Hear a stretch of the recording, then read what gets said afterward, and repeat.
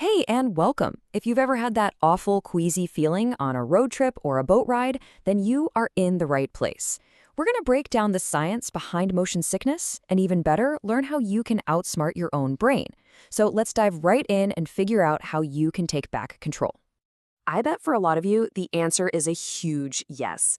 It's that all too familiar wave of nausea that can just completely ruin a fun drive or a cool new video game. But what is actually happening inside our bodies to make us feel so bad? So, at its core, motion sickness is just a big communication breakdown in your body. It happens when three of your key systems, what your eyes are seeing, what your inner ear is feeling, and what your body is sensing, just can't agree on what's going on.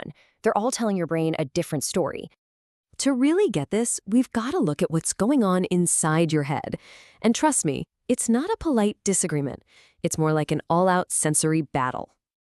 Honestly, the best way to think about it is like a heated argument. You have different parts of your body literally shouting conflicting information at your brain, and your poor brain is just trying to make sense of it all. This confusion, that's the root cause of that horrible sick feeling. Okay, let's play this out.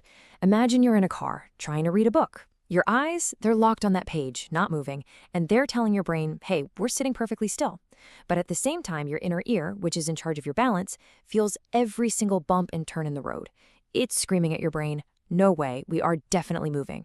Your brain gets stuck right in the middle, can't figure out who to believe, and it panics. It hits the emergency alarm, and that alarm is nausea, dizziness, and that yucky cold sweat. So your brain is officially in panic mode. And that confusion doesn't just stay in your head. Oh no. It shows up in some very real and very unpleasant physical ways. Let's talk about what those are and the situations most likely to cause this whole mess. These are the classic signs that your brain is totally overwhelmed. You've got the dizziness, the headache, that distinct cold sweat. It's your body's physical response to all those confusing signals.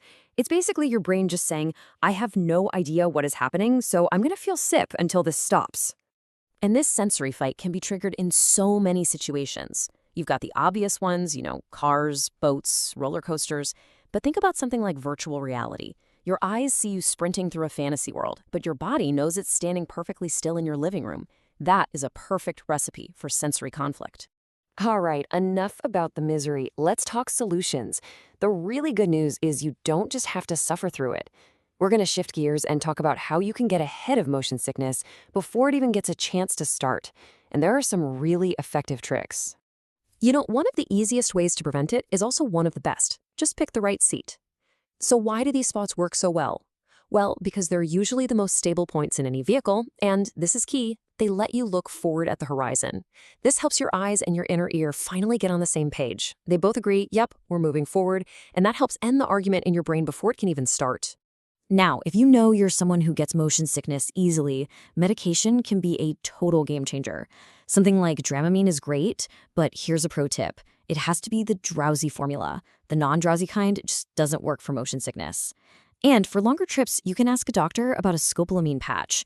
You stick it behind your ear, and it can give you relief for up to 3 days. What you eat and drink before you head out makes a huge difference, too. And you might be surprised to hear that traveling on a totally empty stomach is actually not a great idea. What you want is a light, bland meal. Think crackers, a piece of toast, something simple. And for sure, drink lots of water. But steer clear of alcohol or greasy foods that can make your stomach unhappy to begin with. Okay. But what happens if you did everything right and you still start to feel that queasiness creeping in? First off, don't panic.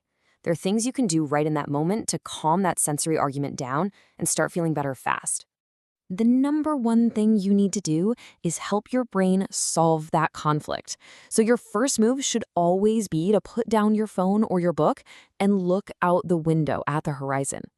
Giving your eyes a stable point in the distance provides the same info your inner ear is getting. If you can, getting some fresh, cool air is also amazing.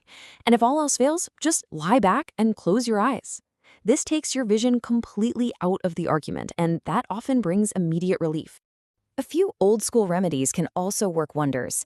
Ginger is famous for its stomach-settling powers, so sipping on a ginger ale can really help. Peppermint works for a lot of people, too. It has a really calming effect. It's always a good idea to just have a few ginger or peppermint candies tucked away in your bag, just in case. And here is the most important thing to remember through all of this. Even though it feels absolutely terrible in the moment, motion sickness is temporary. As soon as you're back on solid, unmoving ground, your brain sorts out its signals and those awful symptoms usually disappear pretty quickly.